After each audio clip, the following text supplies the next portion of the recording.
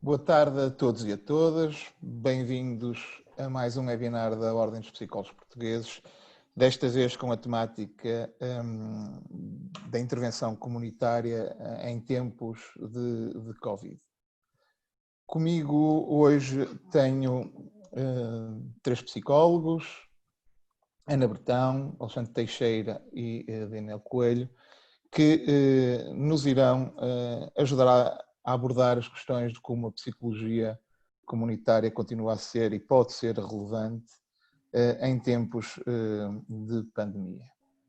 Fazendo uma apresentação dos psicólogos que estarão aqui hoje connosco, começarei pela Ana Bertão, que é psicóloga, mestra em Ciências da Educação e doutorada em Psicologia Clínica, coordenadora do mestrado em Educação e Intervenção Social nas especializações em ação psicossocial em contextos de risco e em desenvolvimento comunitário e educação de adultos, da Escola Superior de Educação do Politécnico de Porto, participação em projetos nas áreas de psicologia, educação, desenvolvimento comunitário e intervenção psicossocial, é também psicoterapeuta e supervisora clínica e vice-presidente da Sociedade Portuguesa de Psicologia Clínica. Alexandre Teixeira é psicólogo do Instituto Superior da Maia, com especialidade avançada em Psicologia Comunitária. Desde 2016 tem sido o coordenador técnico do Serviço de Atendimento e Acompanhamento Social da Associação Norte Vida, na freguesia de Paranhos, no Porto. Há cerca de 10 anos que é formador e coordenador científico em várias ofertas formativas na área da intervenção social e comunitária do Instituto CRIA. Por fim, Daniel Coelho, licenciado em Psicologia pela Faculdade de Psicologia de Ciências e Educação da Universidade do Porto, na área científica de Psicologia do Comportamento Desviante. MBA também executivo desde 2009 pela Porto Business School. Entre 2002 e 2007 integrou a equipa do projeto Porto Feliz, um dispositivo de investigação e de intervenção na exclusão social, tendo sido coordenador da Casa de Vila Nova, Unidade Baixa, limiar do programa, entre 2013 e 2007. Desde 2018, que é gestor de projetos de intervenção comunitária na Domus Social, no Porto. Boa tarde a todos. Eu gostava de começar por vos fazer uma pergunta, se calhar começando pela Ana, que era de que forma é que o coronavírus condicionou ou está a condicionar aquilo que é o trabalho do psicólogo comunitário, a psicologia comunitária. Boa tarde a todos. Começar por mim é quase uma coisa um bocado estranha, porque eu diria que os outros dois colegas aqui presentes provavelmente exercem mais psicologia comunitária de uma forma direta do que eu própria, embora indiretamente fui percebendo de que todos os projetos ligados ao desenvolvimento comunitário tiveram de parar, não é? E portanto posso provavelmente falar desta questão mais até no meu papel de orientadora dos projetos do mestrado de Educação e Intervenção Social. Efetivamente, a partir da segunda semana de março, todos os mestrandos que estavam a desenvolver projetos em centros de dia, em estruturas residenciais para idosos, em bairros sociais, até em trabalho comunitário e na organização de grupos de autoajuda na comunidade ligado à saúde mental, viram efetivamente os trabalhos pararem, todos os apoios psicossociais que estavam a ser realizados em proximidade com as pessoas tiveram de ser interrompidos, porque naquele primeiro momento havia efetivamente ali uma ausência de informação que estava a ser produzida e que foi sendo produzida durante estes 3 meses, mas sabia-se tão pouco sobre esta pandemia, sobre até o evoluir do coronavírus, que não se percebia muito bem. As informações eram todas elas tão contraditórias que as instituições decidiram interromper tudo o que era um trabalho que estava a ser desenvolvido e estava a ser coordenado por entidades externas às próprias instituições. E, portanto, quase que eu diria, em termos comunitários, o que parou foi a vida comunitária. Cada um de nós isolou-se nas suas casas por recomendações da tutela e enquanto se abriam novos espaços para a construção de novas redes sociais, e o Miguel em particular é-lhe muito caro esta noção das comunidades virtuais, abriam-se realmente novos espaços para o estabelecimento de novas redes sociais, fechavam-se os espaços aos contactos mais diretos, às relações e à proximidade e ao contacto das pessoas mais próximas. E, portanto, efetivamente, quase que poderíamos dizer que, por um lado, a vida comunitária ficou interrompida, por outro lado, a vida comunitária teve de continuar, agora com configurações novas e com enquadramento, diria eu, também ele completamente novo, ficando algumas pessoas mais isoladas e, portanto, traduzindo-se isto em quase que eu diria num novo adoecer também, porque agora há um isolamento que é um isolamento provocado, intencional e necessário, havendo outras comunidades que se abriram para novos contactos e para o início de novos modos de nos relacionarmos. Não sei se querem dizer alguma coisa sobre isto, mas eu preferia ficar-me por aqui, agora em relação a esta questão, e poderia depois dizer mais alguma coisa, se assim o entendermos, não é? Acho que poderíamos fazer mais um diálogo, talvez fosse mais simpático. Se concordar, claro. Sim. Alexandre, de que forma é que condicionou o coronavírus aquilo que é a intervenção comunitária? Estava aqui a ouvir o que a Ana estava a dizer com atenção e pegando nesta última frase da Ana, que é a questão destes novos modos de nos relacionarmos. E, efetivamente, na minha realidade, na prestação que eu tive, foi um bocado isso. Foi, efetivamente, nós tivemos um acréscimo de trabalho violentíssimo, porque enquanto a tutela nos manda ir para casa, simultaneamente muitas pessoas acabam de ficar na situação de maior fragilidade social. E isto obrigou-nos a partir de encontrarmos novas formas de nos relacionarmos com os nossos utentes e com os nossos fregueses, a partir de locais geograficamente distantes. Ou seja, aquilo que é o nosso métier habitual, ou mais confortável, que é a proximidade física, a proximidade pessoal, para também criarmos relação com as pessoas que servimos, tivemos que abdicar dessa proximidade geográfica. E, simultaneamente, tivemos um acréscimo de solicitações que foi violento. Acho que ninguém estava preparado, ou a estrutura que estava montada não estava preparada para este aumento exponencial de pedidos. E acho que a coisa agora está mais normalizada, mas as primeiras 3 semanas, primeiro mês, foi de uma violência emocional, mesmo para nós. E uma das questões que nós colocamos também no nosso manual, ou seja, nas nossas orientações, foi a questão do autocuidado. E acho que isso foi importantíssimo para conseguirmos chegar com alguma sanidade mental ao dia de hoje. Porque, efetivamente, nós temos aqui um percurso, e como dizia a Ana, às vezes íamos tendo orientações da tutela que eram divergentes, que eram conflituosas entre si e que provocavam aqui alguma angústia. E nós, não sendo a tutela, muitas vezes éramos a cara e era a nós que as pessoas recorriam para obter melhores esclarecimentos e era a nós que as pessoas também recorriam para se acalmar e perceber que estamos no meio da tempestade, mas a tempestade vai acabar. E isto para nós sempre foi um bocado complicado porque nós também não tínhamos acesso a uma informação, eu diria, de qualidade que nos permitisse também, com algum grau de certeza, apaziguar as ansiedades das nossas populações de forma efetiva. E isto foi todo um trabalho que foi tendo que ser feito por nós psicólogos e com outros colegas também, mas que nos saiu muito do corpo. E como dizia a Ana, por exemplo, houve estagiários que tiveram que sair, ou seja, nós não tivemos um reforço de colegas neste momento, mas tivemos um reforço de trabalho que foi muito violento e que se espera também que neste período de fim de Covid a coisa normalize.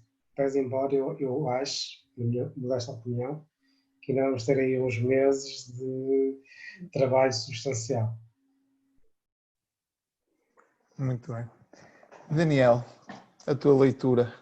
Ora, a minha leitura, olhando um pouco para trás, eu gostaria de primeiro salientar isto. A forma como condicionou o Covid há 2 ou 3 meses atrás, portanto, em 15 de março, é diferente da forma como estava a condicionar há um mês, que é diferente da forma como está a condicionar agora. Portanto, olhando para trás,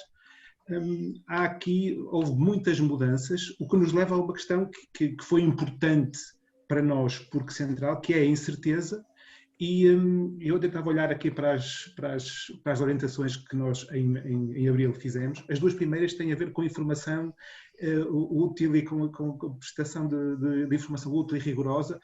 A primeira dificuldade foi esta, quer para nós próprios, quer para as pessoas com quem nós trabalhamos. Depois foi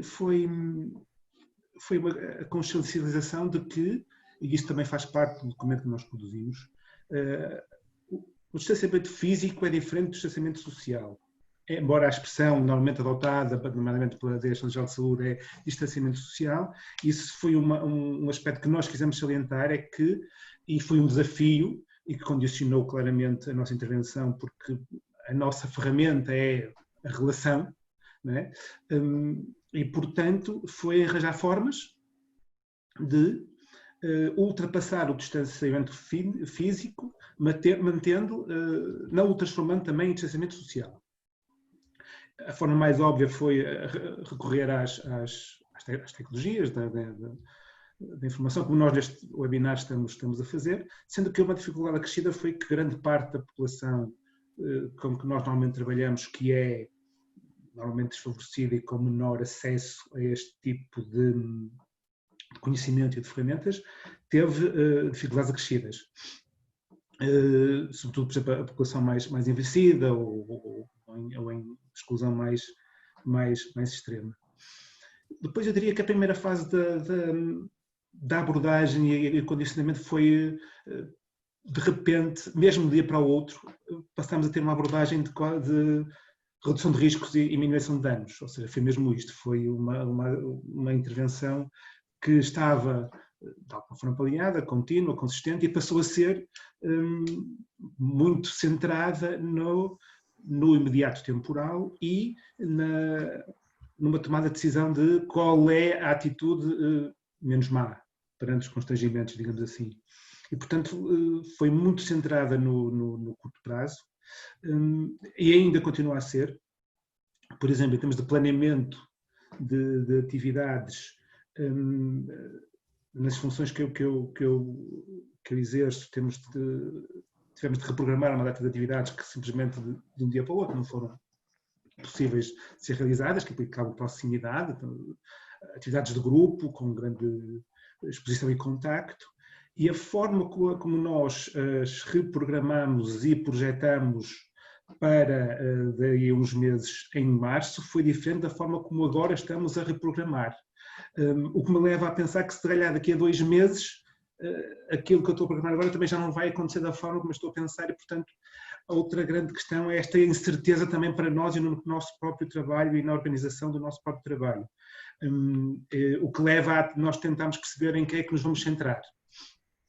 Claro que num primeiro momento, como disse o Alexandre bem, agora estamos muito centrados naquilo que são as respostas mais imediatas e mais primárias e se calhar até assistencialistas e diretas, mas teremos agora de haver alguma fase em que passaremos no próximo passo mais mediado no tempo e mais pensado. Mas este equilíbrio é um equilíbrio difícil de obter.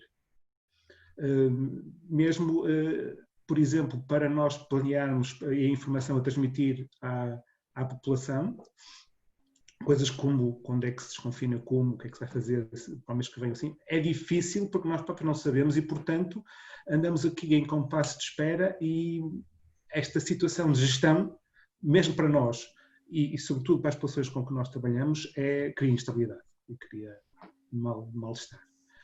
Estes são as grandes questões que eu acho que condicionaram a nossa intervenção. Se eu pudesse só dizer, Claro.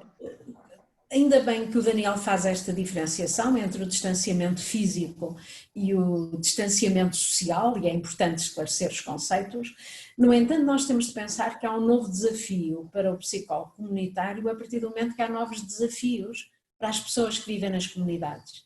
E apesar de haver uma diferença entre o distanciamento físico e social, nós sabemos que muitas pessoas, pelo distanciamento físico, ficaram em isolamento social. E, portanto, mesmo apesar de rapidamente e de uma forma até algumas vezes espontânea, o que mostra também a capacidade inovadora das pessoas responderem efetivamente aos desafios que surgem, apareceram várias linhas de apoio, apareceram várias pessoas que se organizaram para apoiar as pessoas em maior fragilidade, em maior vulnerabilidade e em isolamento.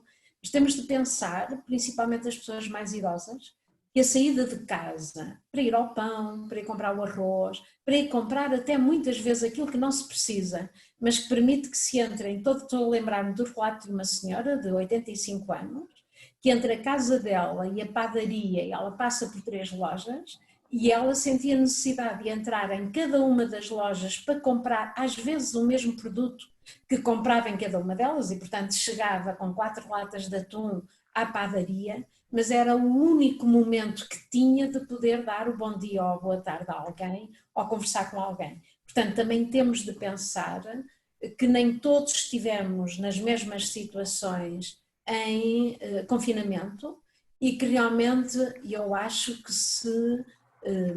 há um efeito que o Covid trouxe nos primeiros meses, foi o acentuar as desigualdades sociais. E isto traz, com certeza, novos desafios também ao psicólogo comunitário, não é? Ele próprio esteve em confinamento, não é? Ou alguns deles estiveram em confinamento e, portanto, há esta nova configuração das relações e tudo isto falámos há pouco, mas as pessoas também não são as mesmas e nós não as encontramos da mesma forma. E é importante perceber-se que em algumas situações o distanciamento físico traduz-se efetivamente em distanciamento social. E daí ser importante a diferenciação dos conceitos e perceber como um pode provocar o outro.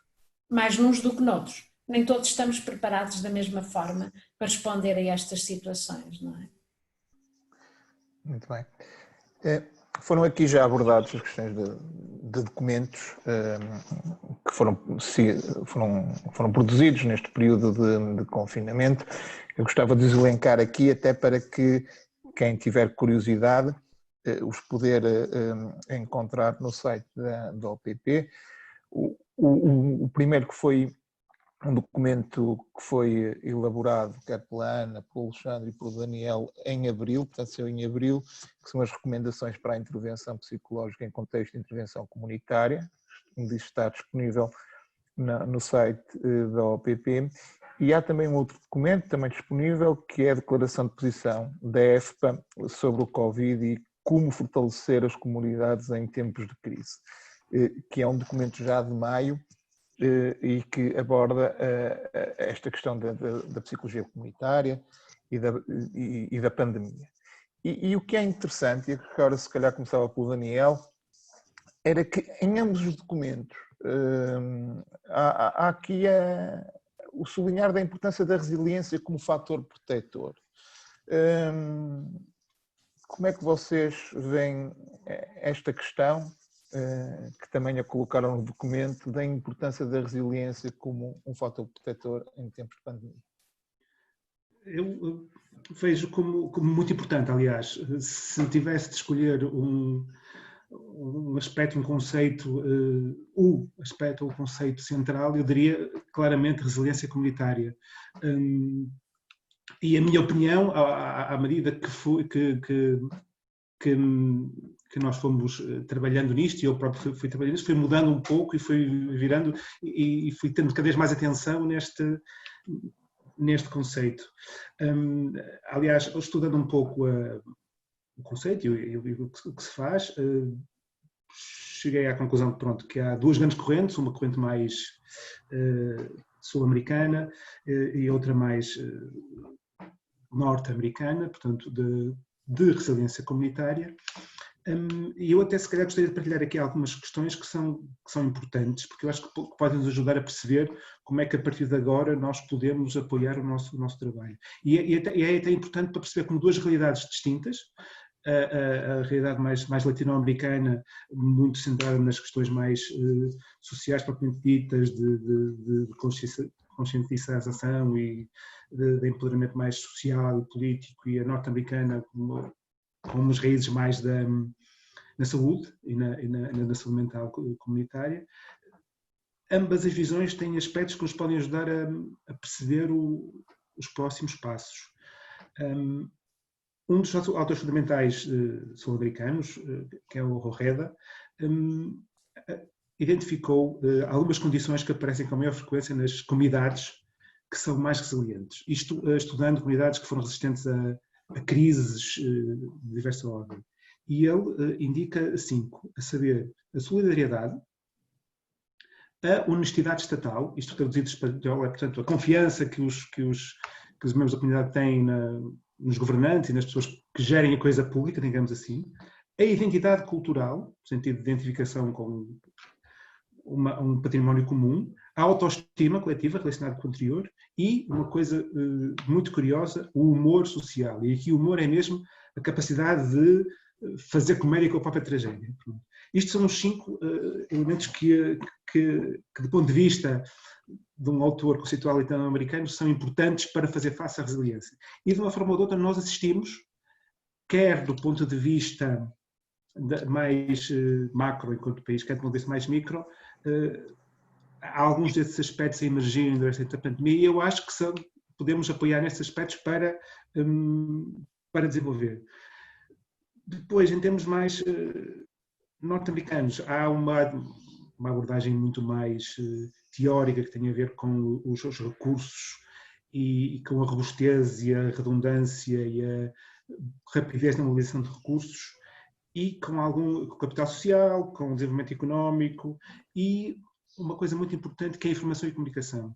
É sempre tido como muito central a questão da informação e de como comunicar, quase que se chega a falar em que narrativa comunicar, não no sentido manipulador, mas no sentido de otimizar a prática da intervenção comunitária e a resiliência. Ou seja, eu acho que a forma como a Ana estava a dizer, a forma como as comunidades, que por estarem isoladas fisicamente não deixam de ser comunidades, se vão adaptar, podem assentar muito nisto. E devem assentar muito nisto. Isto pode ser um instrumento para nós, psicólogos comunitários, avançarmos e assentarmos os nossos próximos passos, ainda que curtos, os nossos próximos passos para a intervenção. Eu se calhar ficava por aqui, mas se calhar ainda poderei neste tema voltar mais a falar um pouco. Bem, Alexandre. Está aqui a ver esta questão, está aqui a pensar naquilo que o Daniel disse, nomeadamente a questão do humor, que efetivamente é um item que nós raramente levamos em consideração na intervenção comunitária e que neste período em particular acho que foi de extrema importância, porque efetivamente nós às vezes temos que usar de mecanismos nomeadamente como o humor, para desdramatizar um bocado, até porque uma das questões que nós dizemos nos nossos documentos é que para não olharmos tanto para a comunicação social, ou seja, para não nos focarmos em demasia na comunicação social, porque a comunicação social tem tendência a mostrar a vertente menos positiva neste período que estamos a passar.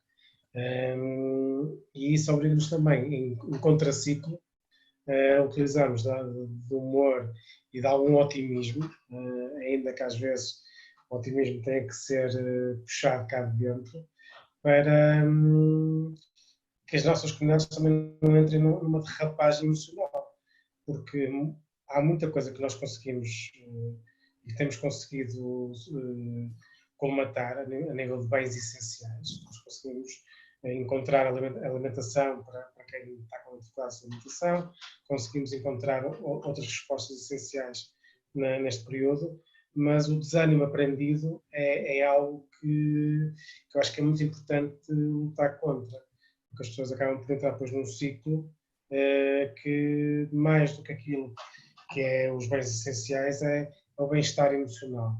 E o nosso papel diferenciador acaba por ser um bocado nessa vertente de combatermos um bocado o desânimo aprendido e tentarmos transformar uma situação que é má, objetivamente uma situação má, numa situação em que as pessoas podem perceber que vai haver um caminho positivo e vai haver um caminho melhor ao fim de alguns passos. E muitas vezes consegue-se também com um bocado de humor, com um bocado de otimismo, enquanto as ferramentas também que são inerentemente da vertente psicológica e da intervenção psicológica que nós podemos empregar na nossa intervenção. Bem, obrigado, Alexandre. Ana.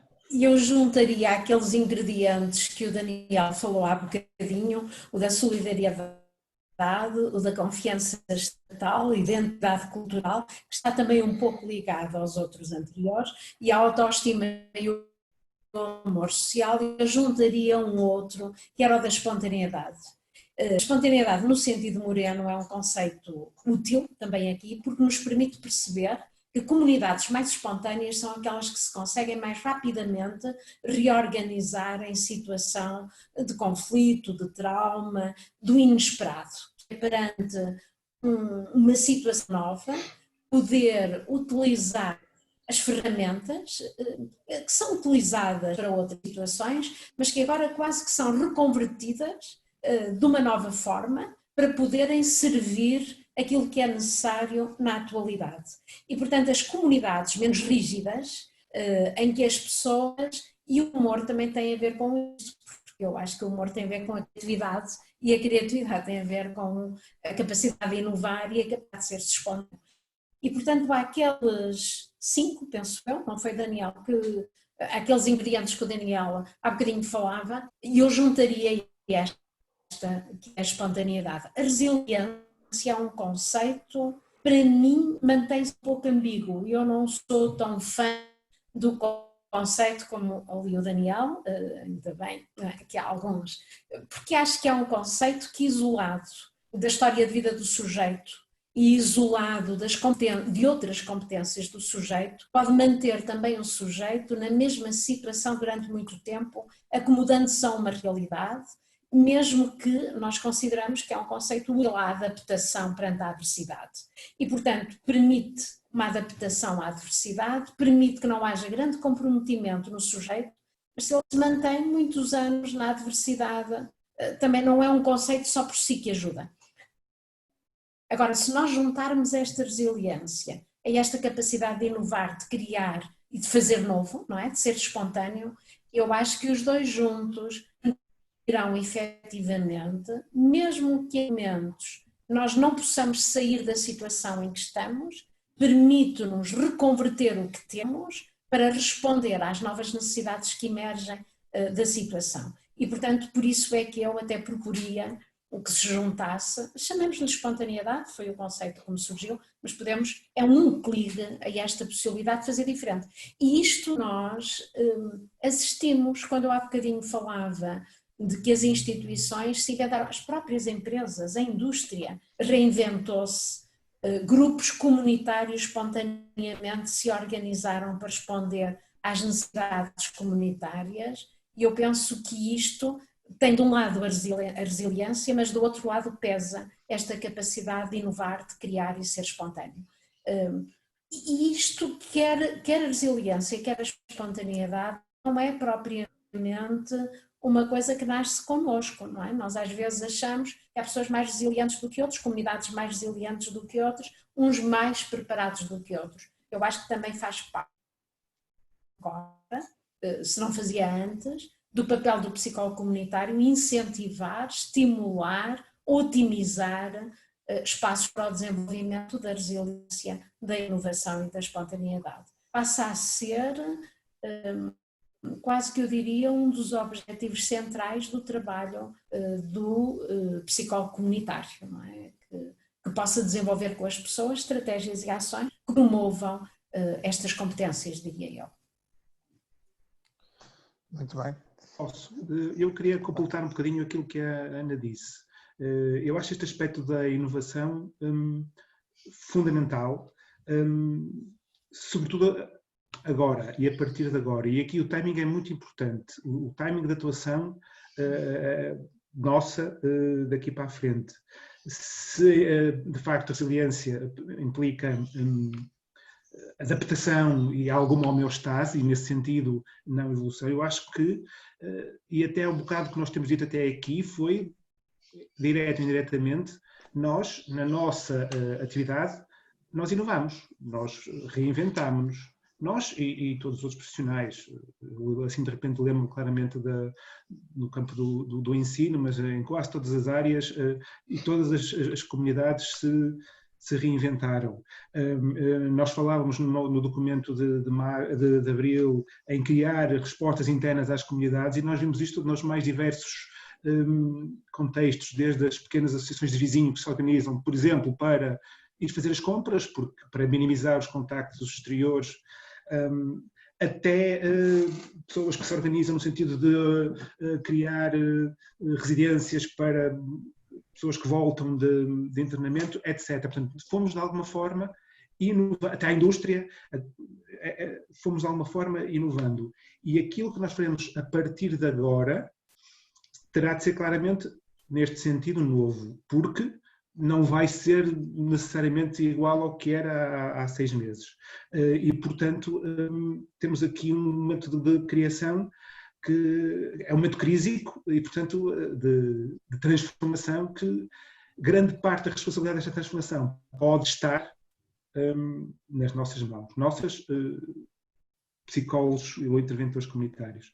E reparem que estou aqui a falar de resiliência e de inovação, não tanto na questão da gestão de crise no sentido mais estatal e logístico e sanitário do termo. Estou a falar mesmo em termos de resiliência comunitária, de promover aquilo que nós sempre dizemos, de empoderamento,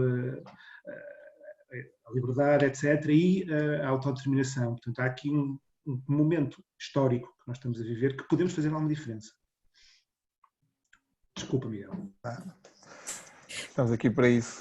Inventando-se novamente as redes sociais informais de apoio, não é? E eu acho que nos últimos anos fomos vendo novamente as pessoas a fecharem-se na família, com poucas redes de vizinhança, quem não vive no interior e no meio rural, e eu penso que esta pandemia também trouxe novamente para um lugar central a importância das redes de vizinhança e a importância das redes de suporte extrafamiliares, as redes de suporte até mais informais. Não que as instituições e que as formais não sejam importantes, mas eu diria não chegam e não são suficientes. E, portanto, isto também trouxe para o centro aqui esta questão das redes de suporte, das redes sociais informais, que eu penso que estavam um pouco esquecidas até agora, não é? Ou pelo menos nos últimos anos ficaram um pouco esquecidas. E acho que um grande desafio é esse, exatamente esse, porque é relativamente fácil no momento de crise, nós vimos até, por exemplo, com os incêndios em Pedrógão, ativar a comunidade e a comunidade informal ser ativada. O grande desafio depois, e um desafio que nós vamos enfrentar, é manter esta comunidade ativada e manter esta comunidade a intervir em conjunto. Porque depois aquilo que acontece naturalmente é, lá está, as associações de moradores e os grupos que espontaneamente se criam, acabam por dispersar e voltam a transitar para o Estado a responsabilidade da intervenção. E acho que o nosso grande desafio agora é manter estas redes ativadas e mantê-las num nível de proximidade e de intervenção que não estejam sempre dependentes de uma intervenção de cima para baixo. Muito bem. É ir de encontro ao que tanto a Ana como o Alexandre acabaram de dizer nesta última intervenção, que, Alexandre, e continuaria contigo, para isto, a importância do sentido de comunidade neste momento, quão relevante é? Eu acho que é extremamente relevante e é relevante até por causa deste tema que a Ana levanta, que é das comunidades informais e das instituições informais. Naturalmente que os grupos de pessoas que se juntam, as empresas, as associações de moradores, as associações de informais que se criam, têm uma intervenção eminentemente local. Ainda que possa haver intervenção de grandes grupos a nível mais nacional, aquilo que eu senti neste período foi que, eminentemente, a intervenção de grupos locais para resolver problemas locais. E isso neste período sentiu-se ainda mais. Os recursos que eu consegui acionar, acima de tudo, são recursos que são da minha zona de influência.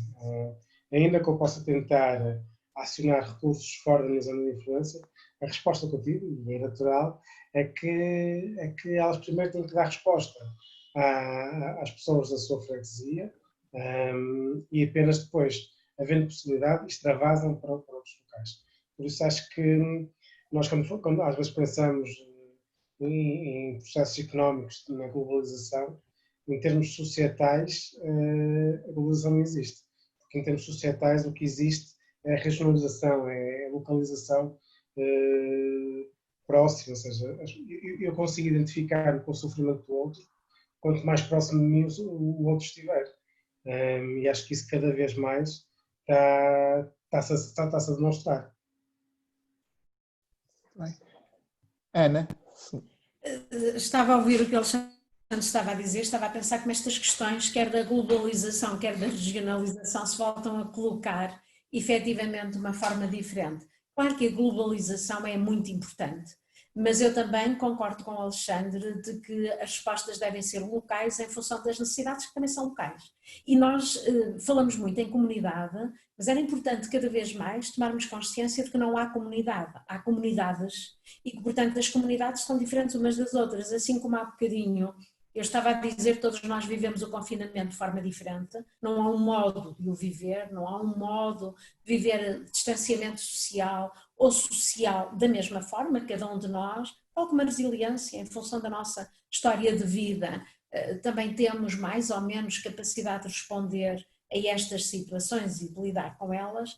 Também eu acho que a resposta mais adequada é aquela que parte do levantamento das necessidades locais e que é respondido pelos recursos locais, não é? E pelos profissionais que em proximidade com os sujeitos, porque os conhecem, interagem com eles, integram aquela comunidade, mesmo que vivam numa área de residência diferente. Mas se são profissionais que desenvolvem a sua atividade profissional em determinadas comunidades, fazem parte também daquelas comunidades, uma parte da sua vida, não é? E, portanto, estão mais capazes de responder localmente às necessidades das pessoas. E isto é importante e eu penso que, se teoricamente o sabíamos como importante, esta pandemia também trouxe esta questão para o centro, não é? Trouxe ainda outra coisa, que se calhar tinha mais a ver com a primeira questão do que com esta, mas tem a ver com este sentido de comunidade, não é? Lembro-me de uma pessoa que há dias dizia uma coisa boa que o Covid me trouxe, é que fiquei a conhecer os meus vizinhos do prédio, porque alguns encontrava no elevador, mas tínhamos horários desencontrados de trabalho, e porque passámos todos a ir à janela a determinada hora da noite, passámos a conhecer-nos, não é? E, portanto, este é o lado, isto parece ainda cedo demais para se dizer, mas parece o lado positivo de uma coisa que é a partir era má. Isto também tem a ver com o humor, não é? Que é brincarmos com coisas que nos são sérias, mas ver também o lado positivo no meio de tanta confusão, tanta morte, tanta doença, poder ver que daqui também resulta alguma coisa de positivo. E, portanto, esta noção de proximidade, esta noção, como há bocadinho o Daniel estava a falar, solidariedade, de uma identidade coletiva que se constrói, não apenas porque se mora perto, mas porque se faz parte de uma coletividade, de um local, de uma região, que nos permite um desenvolvimento de uma identidade coletiva e local, acaba por ser extremamente importante, não é? E também a resposta do psicólogo comunitário deverá ser em função destas necessidades diferenciadas das pessoas e deste sentido de proximidade que sempre o adivinhamos, não é? Mas que agora aparece com uma realidade mais emergente. Daniel? Eu estava aqui a ouvir-vos falar e estava até a pensar em como isto, a importância do sentido de comunidade é importante, se verifica quer no sentido mais macro até o sentido mais micro. Por exemplo, nós tivemos um exemplo a nível nacional de não sermos dependentes de importar testes e, portanto, a nossa comunidade científica desenvolveu um teste com recursos internos para não ficar dependente de fornecimento externo, chinês e outros, e isto verificou-se aos mais diferentes níveis. Cada comunidade foi desenvolvendo as suas próprias competências, o seu empowerment, a sua autonomização e o seu sentimento de comunidade, os laços entre si, para fazer face à pandemia. Uma coisa que eu gostava também de salientar é que a aprendizagem com esta realidade pode ser, em muitos aspectos, transferível para outras situações e para um futuro mais permanente. Cabe-nos a nós perceber aqui o que é que aproveitar isto para transferir o que de bom aconteceu com a pandemia, para transferir para outras realidades, para outros contextos, ou até de alguma forma tornar um fator de coesão permanente e de empowerment permanente e desenvolvimento sistemático. Assim, nós saibamos demonstrar e dar visibilidade a estes aspectos que a pandemia trouxe positivos, um dos quais, sem dúvida, foi o sentido de comunidade. Como estava há bocado a Ana, creio eu dizer, espontaneamente, de forma até bastante, se calhar até inesperada, face à nossa expectativa inicial, que é, muitas vezes as pessoas têm uma visão muito assistencialista e de materialização das suas necessidades e dos pedidos, e até um locus de causalidade externo, no sentido de culpabilizar e de responsabilizar outros por aquilo que lhes acontece. Nesta situação, houve imensos exemplos de sucesso, de organização comunitária, de criação de respostas internas para fazer face a uma ameaça, de reinvenção e de inovação, que eu acho que nós podemos aproveitar para cenas dos próximos capítulos, digamos assim. Quase que eu diria, esta pandemia surge numa altura em que todos nós olhávamos esta sociedade como uma sociedade em que as pessoas mais egocêntricas, mais competitivas, todos tivemos que parar, não é? Embora com uma quantidade de trabalho enorme, como o Alexandre logo no início desta nossa conversa falou, mas a verdade é que tivemos de olhar para nós e para o nosso vizinho. E, portanto, este lado mais egocêntrico, característico da nossa sociedade e mais competitivo, de repente obrigou-nos a pensar que se não cuidamos de nós e do nosso vizinho, os dois estamos em risco, não é? Isto obrigou-nos e obriga-nos a olhar para o outro e a interessarmos por ele de uma forma diferente. E é curioso porque quando o Daniel agora dizia aproveitar todas estas sinergias que entretanto agora surgiram e todas estas organizações para continuar, como é que isto continua de uma forma diferente, e eu penso que tem de haver efetivamente uma aprendizagem sobre nós, sobre o modo como a comunidade se organiza, sobre como cada um de nós se interessa pelo vizinho, metaforicamente, não é? Pela pessoa ao lado, não é? Como é que o outro nos interessa e como é que podemos, em conjunto, ajudarmos-nos mutuamente para não cairmos no modo de viver que tínhamos antes. Das crises nascem sempre possibilidades de fazer diferente.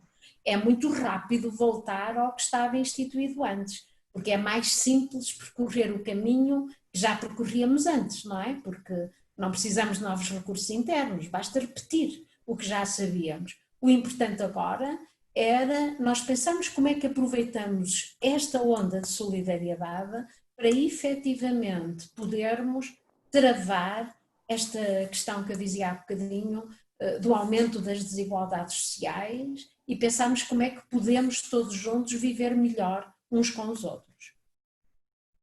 Eu queria só acrescentar uma coisa, que agora aproveitando o que a Ana disse, é que efetivamente este momento permitiu-nos também algum crescimento pessoal. E uma coisa que eu me percebi, a mim, mas a minha realidade, é que aquilo que nós há 20 anos, se calhar que falamos em trabalho em rede, mas que um trabalho em rede é quase um sonho nunca alcançado. Eu acho que este período, apesar de tudo, trouxe uma coisa boa, que trouxe um verdadeiro trabalho em rede. Na adversidade, conseguimos trabalhar em rede melhor do que na normalidade. Ou seja, conseguimos compreender melhor o papel de cada instituição, conseguimos perceber melhor, se calhar, as dificuldades de cada instituição e conseguimos, de alguma forma, colmatar as lacunas de cada um de uma forma muito mais genuína, muito mais espontânea do que até aqui. Até aqui acho que estamos muito preocupados, cada um com o seu quintal, cada um preocupado em regar as suas plantas no seu quintal, e neste momento que havia pouca água percebemos que se calhar só faz sentido regar se regarmos os quintais todos. E acho que algo positivo que pode sair daqui, efetivamente, é o reforço desta metodologia que é o trabalho em rede entre instituições. E isso acho que se conseguimos manter isso no futuro, já teremos aqui algo muito bom.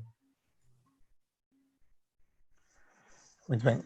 E agora nas vossas últimas intervenções e durante o período em que estivemos a trabalhar no documento que foi depois posto para os nossos colegas em abril, vocês já foram falando um bocadinho da questão da importância das instituições locais nesta fase, mas lembro também que, a par daquilo que estava a dizer o Alexandre, do trabalho em rede, da importância também do psicólogo quase como gestor de recursos, ou seja, um psicólogo que conhece a sua realidade, conhece a sua comunidade, pode neste momento articular mais facilmente um conjunto de recursos que possam servir e ajudar a comunidade. Não é? E lembro-me disto ter sido também abordado durante aquilo que foi o processo de elaboração do documento. Eu gostaria de fazer uma última pergunta que envolve aqui algum grau de incerteza, mas são momentos de incerteza que vivemos hoje em dia, que é como é que se faz a recuperação comunitária após esta crise? E começava se calhar pelo Daniel. Sim. Eu acho que já fomos respondendo a isso, ou seja, é aproveitando aquilo que de bom aconteceu, nomeadamente o sentimento de solidariedade, o trabalho em rede, que é, se calhar, outra forma de dizer, ao nível da resiliência, gestão do capital social e formas de governança comunitária, mas que vai dar ao mesmo, é aproveitar aquilo que de bom e evidenciar aquilo que de bom aconteceu, no sentido de potenciar e de o manter. Não só lá está para fazer face a uma eventual próxima pandemia, mas para fazer crescer as comunidades. E eu se calhar teria aqui 2 ou 3 ideias que poderão ser, para mim, são claras, para além da questão do trabalho em rede e para além da questão da coesão e da comunidade, do sentido de comunidade e de pertença. Eu acho que a criação de algumas respostas mais locais e mais próximas e menos dependentes de apoios externos ao nível comunitário. O que estou agora a pensar, se calhar é outra forma de dizer empowerment comunitário, serão um caminho a seguir. Uma questão muito sensível para mim vai ser a questão da gestão da informação e da comunicação. Isto tem muito a ver com lá está a honestidade estatal, ou do ponto de vista mais norte-americano, a questão da informação e da comunicação. Isto vai ser central. Eu acho que, apesar de tudo, ao nível nacional, ao nível local, nós ganhamos algum capital de confiança, pese embora todos os altos e baixos, e acho que é a nossa missão fazer prevalecer esse capital de confiança nas instituições, para a partir daí poder evoluir e poder autonomizar. Eu acho que nós que também há 20 anos andamos a falar de autonomização e empowerment, neste momento as pessoas e as comunidades perceberam que haverá de facto respostas que têm de ser elas a criar para si próprias e a construir e ir construindo. E esta é um momento para aproveitar isto e alavancar. Muito obrigado. Alexandre. Eu na Gênese concordo com tudo aquilo que o Daniel disse. Acho que, efetivamente, aproveitando o capital social que se criou e que se exponenciou, acho que o importante é aproveitar as ligações interinstitucionais e interparceiros e intercolegas, aproveitar esse capital para, por um lado, potenciar as respostas já existentes e criar novas respostas onde elas sejam necessárias. Sabendo nós que os recursos não são inesgotáveis e que o nosso país vai passar por uma fase de escassez de recursos necessariamente ao nível estatal e não vamos conseguir desenvolver novas respostas com o investimento do Estado. Por isso também teremos aqui que ser criativos na forma como iremos manter este nível de resposta que está ativado e melhorá-lo nas situações em que tiver que ser feito.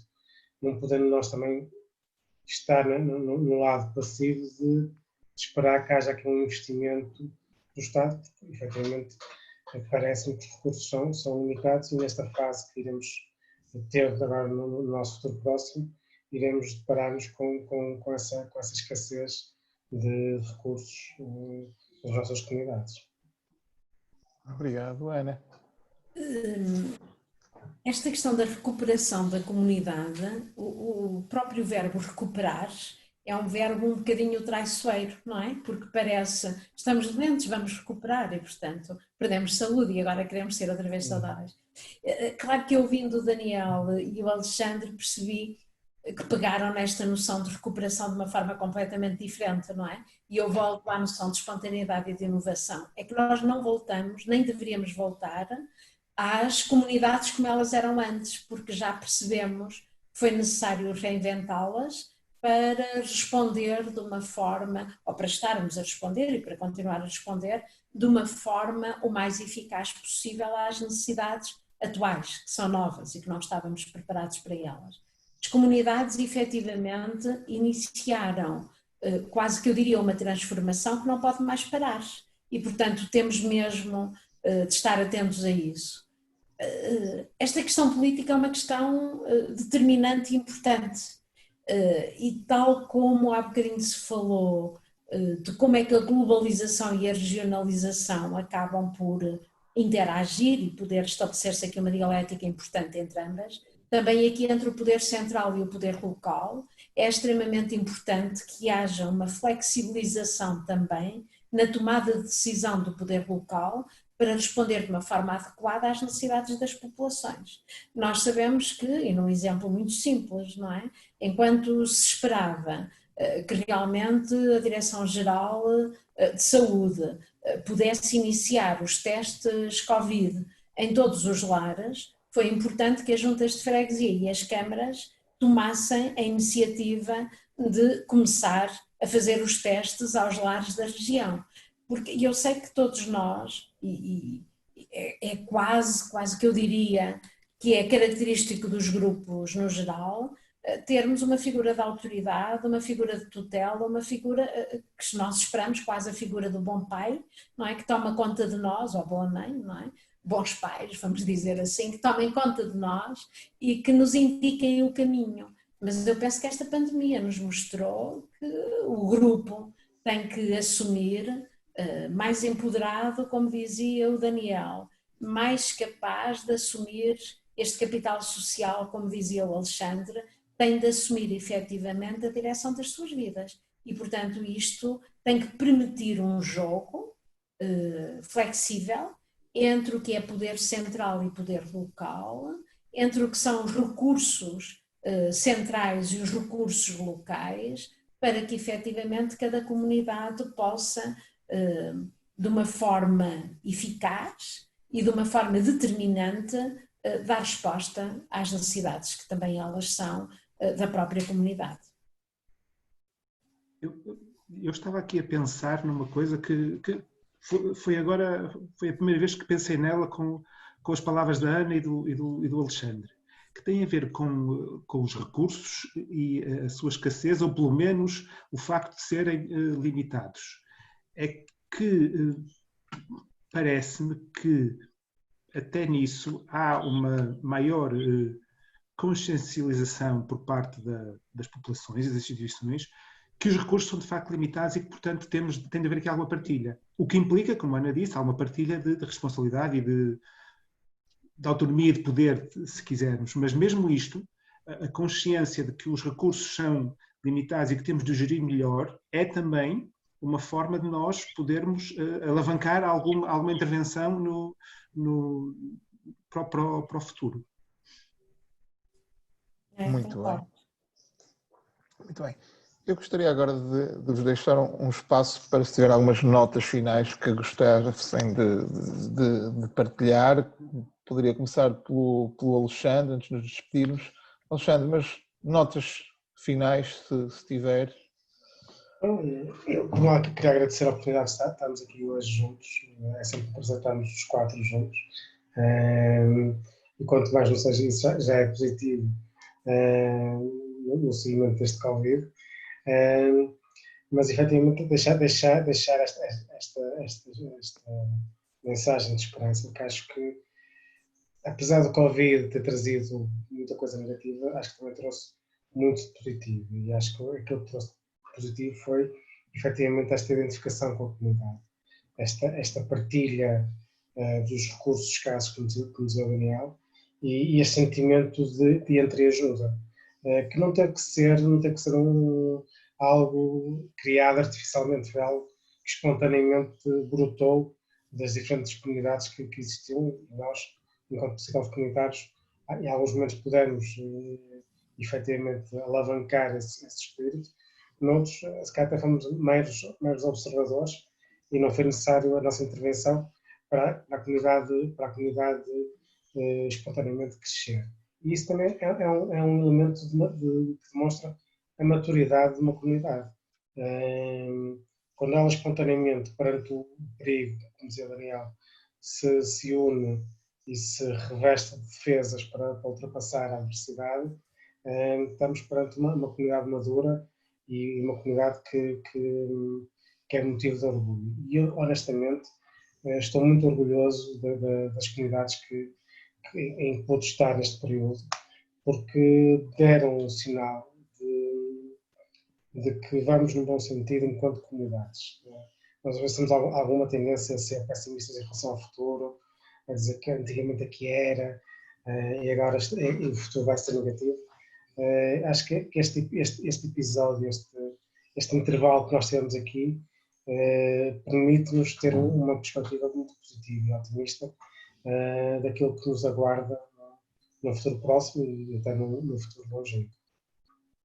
Muito obrigado. Daniel. Eu também tenho a dizer que tenho-vos a agradecer vocês os 3 este momento, porque eu desde já aprendi alguma coisa hoje, aqui só a falar convosco. E acho que o que saiu aqui de positivo é que poderemos, de facto, aprender e evoluir e crescer com esta adversidade. Sendo que estou também, de alguma forma, convencido que a incerteza, mesmo a incerteza científica, vai fazer parte das nossas vidas nos próximos meses, anos, e, portanto, será esse o grande desafio nesta nossa nova forma de vida, que não sabemos, ou que vamos descobrindo como é que ela vai sendo à medida que a vamos vivendo, digamos assim. E isto é também um desafio, não só individual, mas comunitário. Portanto, estou confiante que daqui a uns meses estaremos outra vez a falar sobre isto, com perspectivas diferentes e melhores, espero eu. Obrigado, Daniel. Ana?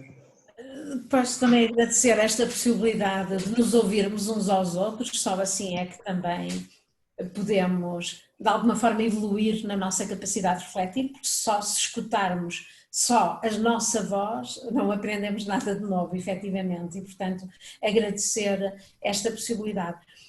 Enquanto ia ouvindo o Alexandre e o Daniel, estava aqui a pensar que todos nós sabemos que o grupo é constituído por um conjunto de pessoas em interdependência, mas tínhamos dúvidas. Esta interdependência ficou mais do que visível. Precisamos do padeiro, precisamos do lojista aberto, precisamos do distribuidor, precisamos de quem apanha fruta, precisamos do vizinho do lado, que vai à farmácia e que traz os medicamentos dele e os nossos, se assim for. E, portanto, esta noção de uma comunidade que também é constituída por pessoas que se relacionam e que estão em interdependência umas com as outras, tem de nos obrigar a pensar esta questão de profissões de primeira e profissões de segunda. Tem de, claro, continuará a existir, há uma base salarial diferente em função das profissões e do contrato laboral das diferentes pessoas, mas todos nós precisamos efetivamente uns dos outros, não é? Vejam como de repente a ciência ganhou, se não tinha, ganhou um estatuto especial para todas as pessoas e, portanto, percebemos que é importante continuar a investir no conhecimento científico, percebemos que temos ótimos cientistas que param tudo o que estavam a fazer para fazer aquilo que é preciso, e isto é também de uma solidariedade humana extremamente importante, e que cada um de nós, à sua maneira, em colaboração com os outros, e isto o psicólogo comunitário não pode esquecer, ele não é sozinho o gestor dos recursos, ele é com os outros um gestor colaborativo dos recursos da comunidade. E, portanto, nunca mais o trabalho pode ser feito de uma forma isolada. E percebemos que todos nós temos de contar com o saber de cada um dos profissionais connosco que trabalha e, como cidadãos, cada um temos de nos escutar para poder perceber melhor o que se passa à nossa volta. E, portanto, é este, acredito, de um trabalho mais colaborativo, de maior respeito uns pelos outros nas diferentes profissões, numa interdependência saudável, podemos vencer este como outros vírus, que sejam da área da saúde ou de outra área qualquer, que venham por aí. E obrigada. Bem, obrigado Ana, obrigado Alexandre, obrigado Daniel. Agradeço a vossa disponibilidade, a vossa partilha, a quem esteve connosco também o tempo que despenderam connosco, e desejar a continuação de uma boa tarde e até um próximo webinar. Muito obrigado. Adeus. Boa tarde. Obrigado.